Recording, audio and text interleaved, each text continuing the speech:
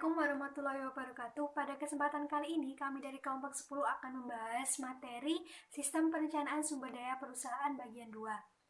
Kelompok kami perkenalkan, anggota yang pertama ada Rizky Taufik Roma dengan NIM 17063, kemudian Faiza Khairunisa dengan NIM 17073, dan Mita Amariski dengan NIM 17192. Yang pertama adalah mengenai risiko yang berkaitan dengan implementasi IRP. Saya Mita Amariski NIM 192 akan menjelaskan mengenai implementasi dengan pendekatan langsung serentak dan pendekatan bertahap. Faktanya, pengimplementasian ERP ini lebih banyak berkaitan dengan perubahan perusahaan untuk mengubah sistem dari sistem lama ke sistem baru. Nah, berbagai strategi untuk mengimplementasikan sistem ERP agar dapat mewujudkan tujuannya itu didasarkan pada dua pendekatan. Yang pertama, pendekatan langsung serentak dan pendekatan bertahap. Untuk pendekatan langsung serentak ini merupakan pendekatan yang lebih ambisius dan berisiko daripada pendekatan bertahap. Kenapa? Karena dalam perusahaan yang menggunakan pendekatan ini itu berusaha untuk berganti operasi dari sistem lama ke sistem yang baru dalam satu kali kegiatan, dan menggunakan sistem ini itu langsung di seluruh elemen perusahaan. Meskipun pendekatan ini memiliki beberapa kelebihan, tetapi pendekatan ini lebih banyak dikaitkan dengan adanya kegagalan sistem. Yang pertama, karena sistem ERP yang baru itu tidak semudah itu untuk dipahami oleh seluruh elemen dalam perusahaan. Kemudian, dalam kebanyakan kondisi, sistem ERP tidak memiliki kisaran fungsionaris terkait serta tidak mirip dengan sistem lama, yang dimana ini akan lebih mempersulit semua elemen dalam perusahaan untuk mengerti mengenai sistem baru atau sistem ERP ini. Selain itu, karena satu sistem tunggal kini melayani seluruh perusahaan, orang-orang yang berada dalam bagian input data seringkali akan memasukkan lebih banyak data daripada yang sebelumnya, sehingga kecepatan sistem baru akan berkurang hingga menyebabkan gangguan pada operasi rutin. Namun, berbagai masalah dalam pendekatan ini biasanya terjadi jika sistem ini baru diimplementasikan. Ketika periode penyesuaian awal ini telah dilewati dan budaya baru dari ERP ini mulai berkembang, ERP akan beroperasi secara efektif dan akan menjadi alat strategis yang memberikan keunggulan kompetitif bagi perusahaan. Yang kedua, ada pendekatan bertahap. Nah, untuk pendekatan bertahap ini menjadi alternatif yang populer karena gangguan dari pendekatan yang tadi itu, pendekatan langsung serentak. Karena pendekatan ini secara khususnya akan sesuai bagi perusahaan yang terdiversifikasi dengan unit-unit yang tidak memiliki proses dan data yang sama. Namun, perusahaan yang tidak terdiversifikasi juga dapat menggunakan pendekatan ini dengan implementasi yang biasanya dimulai dengan satu atau lebih proses utama. Contohnya, entry pesanan. Nah, untuk pendekatan ini tuh biasanya pada masa transisi akan dibuat antarmuka dengan sistem lama. Nah, selama periode transisi ini, tujuan dari integrasi sistem dan rekayasa ulang proses yang merupakan hal mendasar bagi model ERP tidak dapat dicapai. Untuk itu, untuk mendapat manfaat penuh dari ERP, maka rekayasa ulang proses masih harus terjadi. Karena jika tidak, perusahaan hanya akan mengganti sistem lamanya dengan sistem baru yang mahal. Dan tujuan dari ERP tidak akan terimplementasi dengan sempurna. Selanjutnya, tantangan terhadap perubahan dalam budaya perusahaan. Nah, agar implementasi ini dapat berhasil, semua area fungsional perusahaan harus dilibatkan dalam menentukan budaya perusahaan dan dalam menentukan kebutuhan sistem baru yang terkait.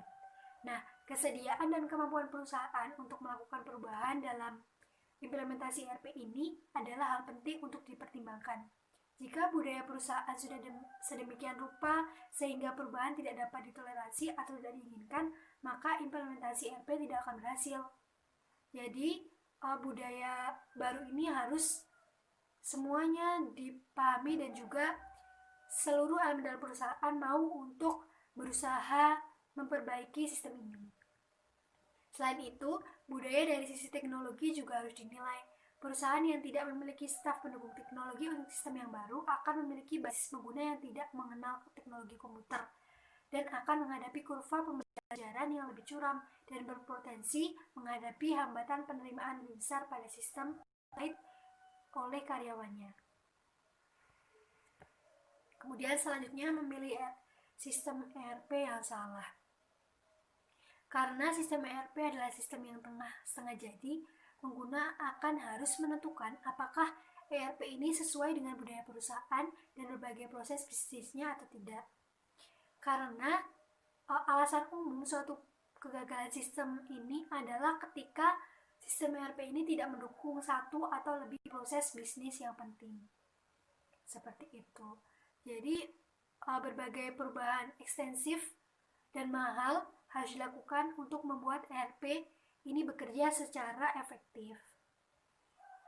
Nah, untuk berbagai gangguan sistem ini harusnya kita sebagai perusahaan mampu memodifikasi suatu program ERP dan basis datanya agar dapat membuat pembaruan sistem ke versi selanjutnya yang lebih baik lagi.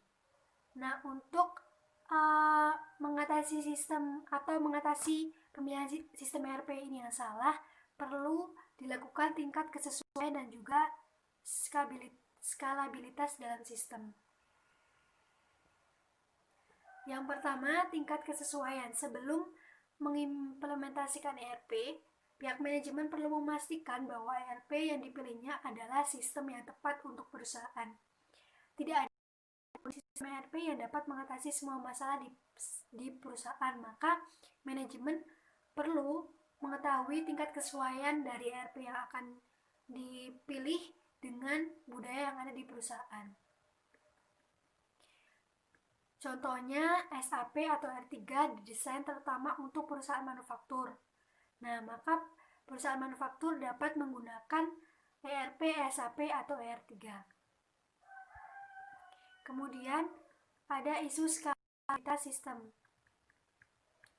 Nah, jika pihak manajemen suatu perusahaan memperkirakan volume bisnis yang akan meningkat selama masa hidup sistem ERP terkait, maka mereka memiliki permasalahan skalabilitas yang harus ditangani. Untuk skalabilitas ini sendiri adalah kemampuan sistem untuk berkembang dengan lancar dan secara ekonomis ketika kebutuhan pengguna meningkat. Nah, untuk isu skalabilitas sistem ini terdapat 4 dimensi yang penting diperhatikan, yaitu ukuran, kecepatan, beban kerja, dan biaya transaksi. Yang pertama, isu dimensi ukuran. Di dalam dimensi ukuran ini, tanpa ada perubahan dalam sistem, jika ukuran basis data baik sejumlah faktor X, maka waktu respons query akan meningkat tidak lebih dari faktor X dalam sistem yang dapat berkembang. Kemudian, kecepatan. Dalam dimensi kecepatan, peningkatan dalam kapasitas piranti keras sebesar faktor X akan meningkat waktu responsnya tidak kurang dari faktor X. Kemudian yang selanjutnya beban kerja. Jika beban kerja dalam sistem yang dapat berkembang ditingkatkan sejumlah faktor X, maka waktu respons dapat dipertahankan dengan meningkatkan kapasitas piranti keras sebesar tidak lebih dari X. Kemudian ada biaya transaksi. Nah, dalam biaya transaksi ini, apabila peningkatan beban kerja tidak akan meningkatkan biaya transaksi, maka perusahaan tidak perlu meningkatkan kapasitas mesin lebih besar dari permintaannya. Nah, dalam sistem ERP ini, kadang-kadang vendor dapat mengiklankan skalabilitas seolah-olah skalabilitas adalah faktor dengan dimensi tunggal. Padahal, skalabilitas adalah isu yang memiliki beberapa sisi. Maka perusahaan harus melihat skalabilitas perusahaan ini dalam berbagai sisi. Selanjutnya, memilih konsultan yang salah. Nah, perusahaan ini dengan konsultan, biasanya perusahaan konsultan itu ingin melaksanakan sistem ERP dengan praktik yang tinggi. Dan Biasanya juga keberhasilan proyek itu tergantung pada keahlian dan pengalaman yang biasanya tidak dimiliki secara internal. Oleh karena itu, kebanyakan perusahaan mencari konsultan ERP dari pihak luar. Nah, untuk memilih suatu konsultan ini, perusahaan tidak dapat asal-asalan, karena kebanyakan perusahaan konsultan dengan praktik ERP yang tinggi memiliki sumber daya manusia yang tidak memadai. Ketika terdapat banyak permintaan terhadap perusahaan konsultan, maka perusahaan tersebut dapat mengirim praktisi yang disebutnya berpengalaman, tetapi dalam kenyataannya mengirim pekerja magang yang tidak berkompetensi sesuai dengan ERP. Maka sebelum memilih konsultan ini, terdapat beberapa hal yang harus dilakukan oleh manajemen.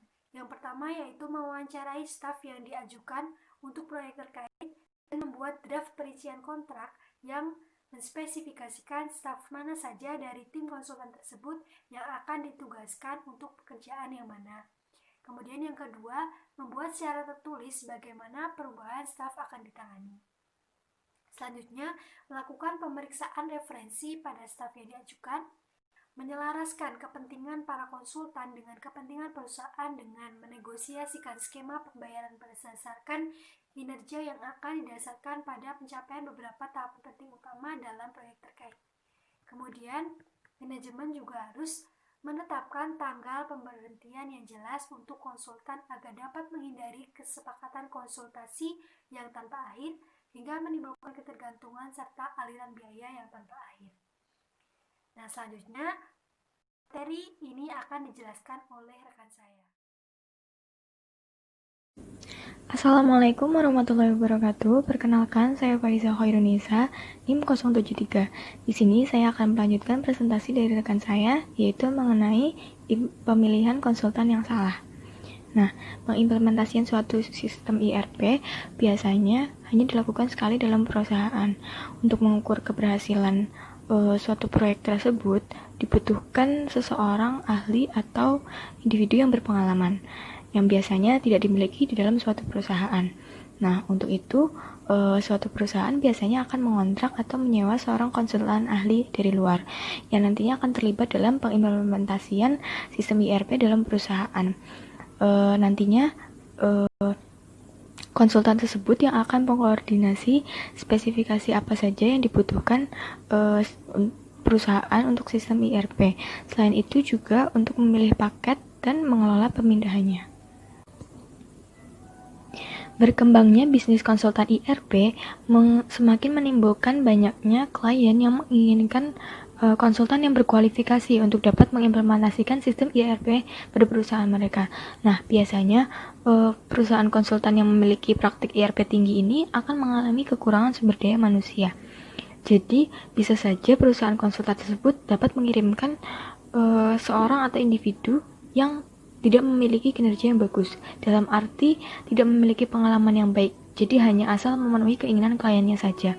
Nah, untuk itu perusahaan yang akan mengimplementasikan ERP perlu memilih atau menyeleksi calon konsultan yang baik, sehingga nanti dalam mengimplementasikan sistem ERP tersebut, sistem tersebut akan berjalan dengan baik pada perusahaan.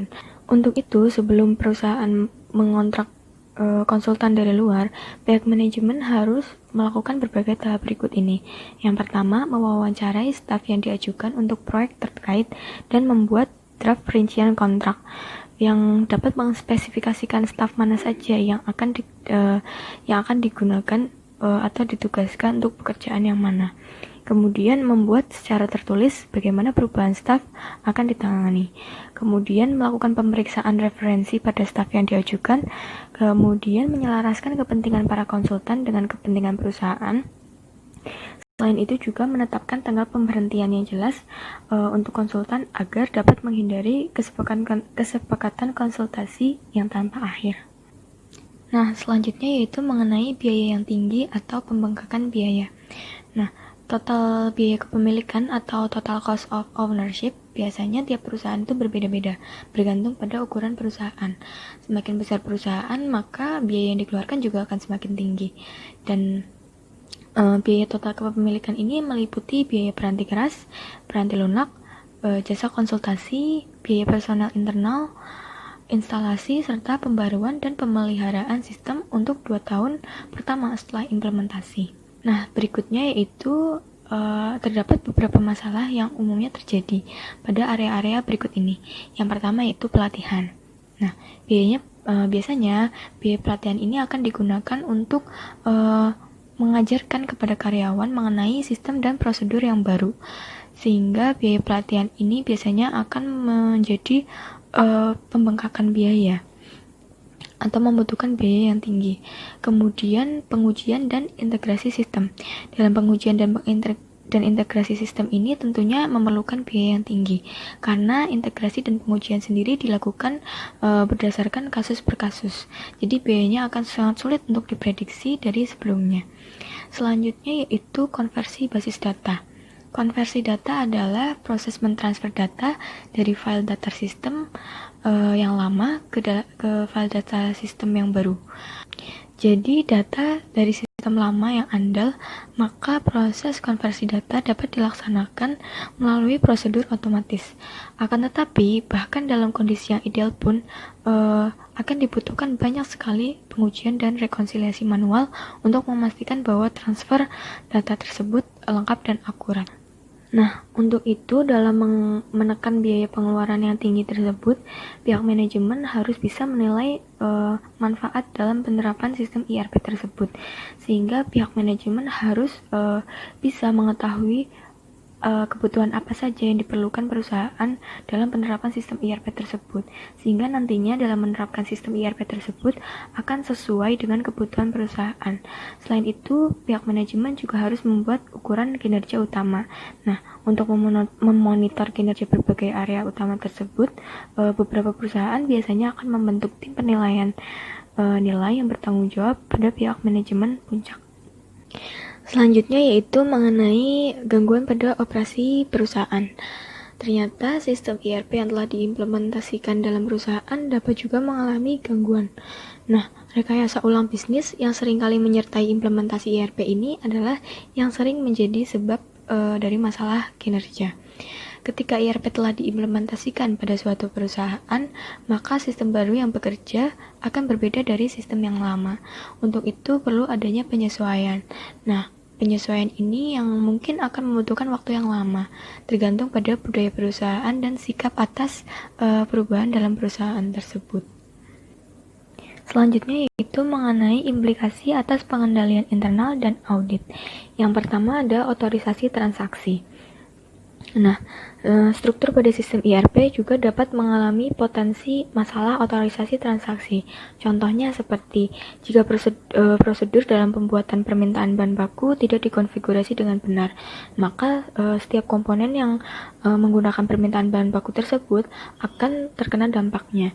Nah, untuk pengendalian yang dapat dilakukan karena orientasi sistem ERP ini real time, maka ERP lebih bergantung pada pengendalian terprogram daripada intervensi manusia yang dilakukan pada sistem yang lama.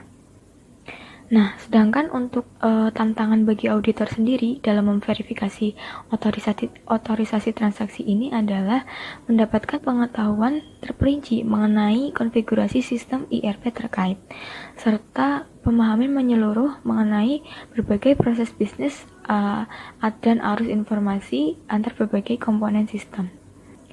Selanjutnya yaitu yang kedua adalah pemisahan tugas. Nah, keputusan operasional dalam perusahaan yang berbasis ERP biasanya dibuat sedekat mungkin dengan sumber peristiwanya. Karenanya, pemrosesan manual yang biasanya membutuhkan pemisahan tanggung jawab seringkali ditiadakan dalam lingkungan ERP. Nah, selain itu, dalam ERP juga menyatukan banyak fungsi, seperti entry pesanan, tagihan, utang usaha ke dalam sebuah sistem yang terintegrasi. Nah, perusahaan yang menggunakan sistem ERP ini harus membuat alat keamanan, audit, dan pengendalian baru yang memastikan adanya pemisahan tugas.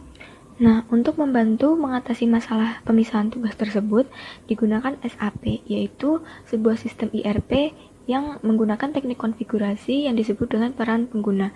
Setiap peran pengguna ini akan dihubungkan dalam sebuah rangkaian aktivitas tertentu saja. Nah, administrator sistem akan memberikan berbagai peran ke berbagai pengguna ketika sistem telah dikonfigurasikan. Nah, peran ini nantinya akan disesuaikan jika dibutuhkan. Ketika pengguna masuk ke dalam sistem, maka sebuah menu berbasis peran akan muncul, hingga membatasi pengguna tersebut hanya ke pekerjaan tertentu saja. Sehingga auditor harus memastikan bahwa berbagai peran yang diberikan dalam cara yang sesuai dengan tanggung jawab pekerjaan berdasarkan hal yang perlu diketahui. Nah, selanjutnya yaitu pengawasan. Biasanya, ketika perusahaan mengimplementasikan IRP, banyak tanggung jawab pengambilan keputusan yang diserahkan ke tingkat pabrik. Maka, IRP seharusnya tidak meniadakan pengawasan sebagai pengendalian internal. Supervisor juga harus memiliki lebih banyak waktu untuk mengelola pabrik dan melalui perbaikan kemampuan pemonitoran, meningkatkan keleluasaan pengendalian mereka. Nah, sekian pemaparan dari saya. Selanjutnya akan dilanjutkan oleh rekan saya. Mohon maaf bila punya kesalahan. Terima kasih. Wassalamualaikum warahmatullahi wabarakatuh. Saya Rizky Taufik Rahman Pertama. Di sini saya akan melanjutkan presentasi dari teman saya.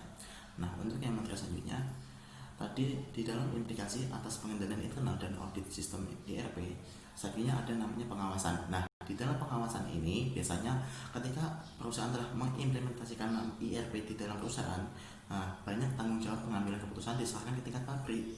Maka IRP seharusnya tidak meniadakan pengawasan sebagai pengendalian internal, karena supervisor harus memiliki banyak waktu untuk mengelola pabrik dan melalui perbaikan kemampuan pemonitoran gitu. Nah, sehingga pengendalian mereka itu lebih leluasa. Nah, untuk yang selanjutnya yaitu ada namanya rekod akuntansi. Nah, di rekod akuntansi ini ketika perusahaan ini menggunakan sistem IRP, perusahaan ini akan memiliki kemampuan yang memperlancar ke seluruh proses peraturan keuangan itu. Karena IRP ini lebih mempermudah dalam penyusunan laporan keuangan, sehingga banyak perusahaan yang dapat melakukan penutupan pembukanya setiap hari gitu. Namun di dalam pengendalian ini, pengendalian batch tradisional dan jejak audit tidak lagi dibutuhkan dalam banyak situasi. Nah, sehingga namun risiko ini dapat ditiadakan melalui perbaikan akurasi entry data dengan penggunaan nilai default, pemeriksaan silang, dan tampilan data khusus untuk pengguna. Nah, karena berhubungan dekat dengan para pelanggan dan pemasok, beberapa perusahaan menanggung risiko data yang rusak dan tidak akurat masuk dari berbagai sumber, sehingga dapat merusak basis data akuntansi. Untuk mencegah itu, pembersihan data secara ketat adalah pengendalian yang sangat penting, sehingga ada namanya program yang namanya scrubber atau program penggosok, khusus digunakan sebagai antarmuka antara sistem IRP dengan sistem penginstall untuk mengurangi berbagai risiko dan untuk memastikan bahwa data yang paling akurat dan paling terkini yang diterima itu apa saja begitu. Nah, setelah rekod akuntansi, ada namanya pengendalian akses. Nah, di dalam pengendalian akses ini, sistem ERP akan membagi ke dalam 3 fungsi. Ketiga fungsi ini sendiri sangat penting karena mencakup rahasia perusahaan. Yang pertama, gudang data. Akses ke gudang data ini perusahaan harus membatasi atau membentuk berbagai prosedur untuk mengawasi otorisasi setiap orang di lokasi pelanggan pemasok yang akan diberikan aksesnya ke gudang datanya, sehingga tidak semua orang bisa mengakses ke dalam gudang data perusahaan tersebut. Yang akan berdampak gudang data ini terjaga keamanannya begitu. Nah, selanjutnya rencana kontingensi, yaitu ketika perusahaan telah merencanakan ke depannya bagaimana, dan sehingga ketika ada bencana atau ketika ada keadaan yang tidak diinginkan oleh suatu keadaan yang tidak diinginkan oleh perusahaan, maka perusahaan ini telah siap atau paling tidak itu meminimalkan risiko ke depannya itu bagaimana begitu. Nah, semisal ketika ada bencana tsunami dari perusahaan ini, kita udah menyimpan semua gudang data, langsung arsip-arsip yang penting di dalam perusahaan ini, sehingga ketika terjadi bencana atau bencana tsunami tersebut, dan perusahaan tidak kehilangan secara keseluruhan aset yang dimilikinya itu tersendiri. Nah, yang ketiga ada namanya verifikasi independen. Nah, fokus dari verifikasi independen harus diarahkan ulang dari tingkat transaksi ke tingkat yang kinerjanya keseluruhan dalam proses sistem itu sendiri. Nah, jadi yang tadinya itu minor ini menjadi mayoritas gitu. Tadinya mengaudit gudang data. Nah, sebagai bagian dari prosedur ini, auditor seringkali melakukan kajian analitis pada berbagai saldo akun untuk mengidentifikasi berbagai hubungan antara akun dan risiko yang tidak tampak jika hal tersebut tidak dilakukan. Nah, prosedur analitis dapat menunjukkan tren bahkan dalam perusahaannya yang dikendalikan secara memadai, yang mengarahkan auditor untuk memperluas jumlah dan sifat dari uji substantif yang akhirnya harus dilakukannya. Nah, mengaudit gudang data ini sangat penting itu karena dalam hal siklus pendapatan, kajian analitis akan memberikan auditor perspektif umum mengenai berbagai tren dalam penjualan, penerimaan kas, retur penjualan, dan piutang usaha. Nah, dalam siklus pengeluaran, kajian analitis dapat memberi auditor perspektif umum atas berbagai tren dalam utang usaha dan berbagai pengeluaran lain yang terkait. Pengeluaran saat ini dapat dibandingkan dengan pengeluaran historis atau serta anggaran manajemen. Jadi bisa dipastikan pengeluaran saat ini tidak akan signifikan atau tidak ketika dibandingkan dengan pengeluaran sebelumnya gitu. Nah, walaupun gudang data perusahaan adalah sumber daya yang sempurna untuk melakukan kajian analitis, auditor perlu memahami berbagai prosedur yang dulu digunakan untuk mengisi gudang data tersebut. Seperti yang telah digambarkan, pembersihan data adalah tiap penting dalam pemeliharaan suatu gudang data itu sendiri. Nah, dalam mengaudit gudang data ini, seorang auditor dapat menggunakan perusahaan dapat menggunakan alat olah untuk lebih mengamankan atau lebih mengefektifkan perusahaan ini dalam mengolah data itu sendiri dan keamanan akan terjaga. Nah, sekian dari presentasi dari kami. Mohon maaf bila ada kesalahan kata. Jika ada pertanyaan silahkan ditanyakan. Terima kasih. Wassalamualaikum warahmatullahi wabarakatuh.